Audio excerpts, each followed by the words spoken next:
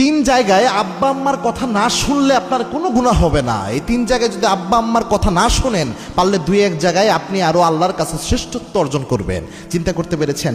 আব্বা আম্মার কথা শোনা, বাধ্য থাকা, এটা তো জরুরি একটা বিষয়। তবু তিন জায়গায় এমন রয়েছে। তার মধ্যে এক নাম্বার হচ্ছে, আব্বা আম্মা যদি আপনাকে জোর করে কারোর সাথে বিয়েতে বাধ্য করে, তাহলে এই জায়গায় আপনি কথা শুনতে বাধ্য নয়। চেষ্টা করবেন তাদের বোঝানোর জন্য। কেননা বিয়ের ক্ষেত্রে একজনকে ভালো লাগা, এটা কিন্তু আবার হারাম রিলেশন আকারে ভালো লাগা না, মানে দেখে আপনার ভালো লাগবে যখন অফিসিয়ালি দেখানো হবে, এভাবে ভালো লাগা এটা একটা জরুরি শর্ত। একবার এক সাহাবী রাসূলের কাছে আসলেন, এসে বললেন, ইয়া রাসূলুল্লাহ, আমি বিয়ে করতেছি। আল্লাহর হাবিব বললেন, তুমি কি দেখেছো ওই মেয়েকে?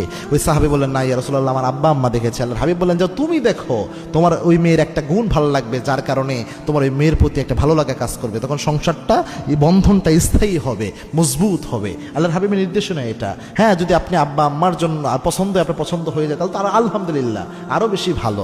তবে আপনার একদম মতের বিরুদ্ধে একটা দিনহীন ছেলে, ধরেন ঘুষখোর, সুদখোর, এরকম বেনামাজি, যেটা ইমান নাই, দিন নাই ঠিকভাবে, এরকম একটা ছেলে একটা দিনদার মেয়ের জন্য আব্বা আম্মা এনে দিল, ওই দিনহীন একটা ছেলেকে বিয়ে করার ক্ষেত্রে বাবা মার মতের বিরুদ্ধে আপত্তি জানাতে পারে একজন মেয়ে, এতে কোনো গুনাহ হবে না। সে বলতে পারে যে না, আমি এরকম দিনহীন ছেলেকে বিয়ে করব না। এই রাইটস ইসলামে তাকে দিয়েছে।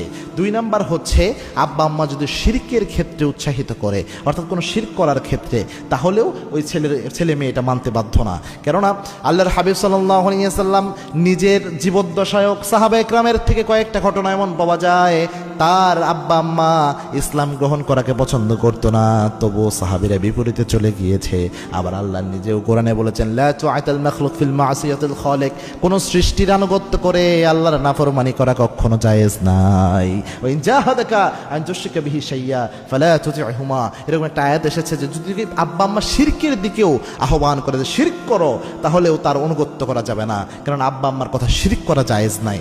তিন নাম্বার হচ্ছে, আব্বা আম্মা যদি গুনাহের কোনো কাজ করতে বলে, গুনাহের কোনো কাজ, যে কাজটা গুনাহ হবে, অথবা ইসলামের কোনো বিধান মানতে বাধা দেয়, যেমন একটা ছেলে দাড়ি হয়েছে, সে দাড়ি রাখবে, এটা তার ইচ্ছা, তো সেক্ষেত্রে তার আব্বা আম্মা বললো, এখনই দাড়ি রাখবেন কেন, তুই কি লাইলে মজনুর বিয়ে খাবি, এরকম টিটকারিও মারে অনেকে বলে যে তুই এখনই দাড়ি রাখবে কেন, আগের সময় তো হলে পরে দাড়ি রাখলে মনে করতো যে এটা গেছে, সর্বনাশ হয়ে গেছে। এরকম কোনো কিছুতে যদি আব্বা আম্মা বাধা দেয়, যেটা রসুলের সুন্নাহ, নবীজির সুন্নাহ, এরকম ভালো কাজে বাধা দেয় অথবা খারাপ কাজে উৎসাহিত করে, আদেশ দেয়, এরকম কাজ থেকে বাবা মার কথা না শুনলেও আপনার কোনো গুনাহ হবে না। পারলে এই যে বাবা মা প্রেশারাইজ করে খারাপের দিকে আপনাকে নিয়ে যেতে যাচ্ছে, ইসলামের কোনো বিধান মানতে বাধা দিতে যাচ্ছে, এর বিপরীতে আপনি যে ইসলামকে ধারণ করছেন, এর জন্য আল্লাহর দরবারে আপনি মুজাহিদের সম্মান আল্লাহর কাছে আপনি অর্জন করতে পারেন।